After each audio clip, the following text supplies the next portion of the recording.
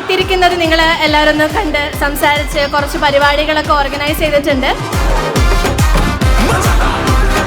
സൈലത്തിനെ കുറിച്ച് നിങ്ങളോട് അധികം പറയേണ്ട കാര്യമില്ലാന്ന് തോന്നുന്നു, നിങ്ങൾക്ക് അറിയാം അല്ലേ? ഭയത്തിൽ നാലുദിക്കും കൈവണങ്ങും വീരനല്ലേ, മയക്കും മാറ്ററിവൾ മധുപാടിന്റെ പൊട്ടലുമായി മാറി രാജസഭാ മന്ദിരത്തിൽ വന്നിറങ്ങി. മല്ലിക മല്ലിക മല്ലിക